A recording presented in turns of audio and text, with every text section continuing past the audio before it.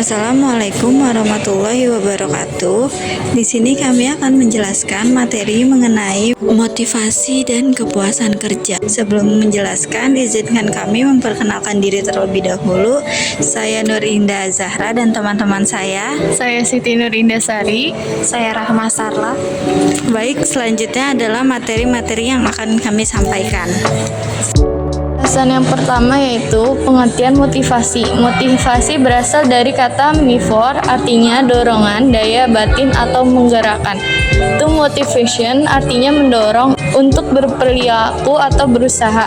Motivasi adalah pemberian daya penggerak yang menciptakan dorongan kerja seseorang agar mereka mau bekerja sama, kerja efektif dan terintegrasi dengan segala daya upayanya untuk mencapai kepuasan.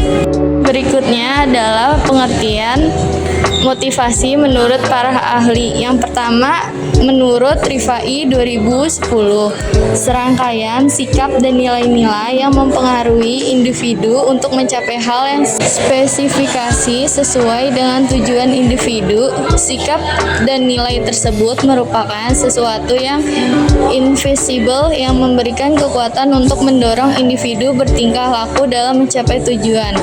Menurut Mangkunegara 2005, motivasi kerja didefinisikan sebagai kondisi yang berpengaruh, membangkitkan, mengarahkan, dan memelihara perilaku yang berhubungan dengan lingkungan. Kepuasan kerja merupakan hasil kesimpulan seseorang pegawai tentang perbandingan antara hasil kerja yang diharapkan dengan hasil yang diperoleh. Perbandingan antara apa yang pekerja berikan untuk perusahaan dengan imbalan yang nyata diterima atau perbandingannya antara imbalan yang diperkirakan diterima dengan yang benar diterima. Faktor dan teori motivasi. Faktor motivasi yang pertama adalah faktor individual, adalah kebutuhan individu masing-masing yang tidak terbatas. Tujuan setiap individu atau pegawai dalam mengerjakan pekerjaan atau mendapat pekerjaan. Sikap dan kemampuan setiap individu dalam menyelesaikan pekerjaan. Teori motivasi. Teori proses menyatakan bahwa perilaku seorang pekerja dapat dikendalikan dengan imbalan dan hukuman. Contoh motivasi kerja. Pertama, motivasi agar terjamin finansial dengan gaji bulanan. Kedua, ingin memiliki jabatan dan didambakan dalam karir. Ketiga, motivasi memberikan buah karya yang terbaik. Keempat, dan belajar dan mencari pengalaman. Kelima, menjadikan pekerjaan sebagai hobi.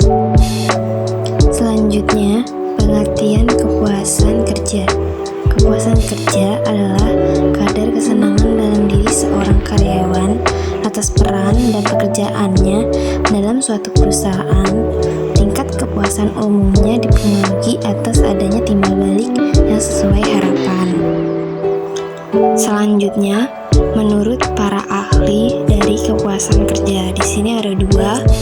Yang pertama itu Handoko 2020. Menurutnya, kepuasan kerja karyawan yang menyenangkan atau tidak mengenai pekerjaannya. Perasaan itu terlihat dari perilaku baik karyawan terhadap pekerjaan dan semua hal yang dialami lingkungan kerja.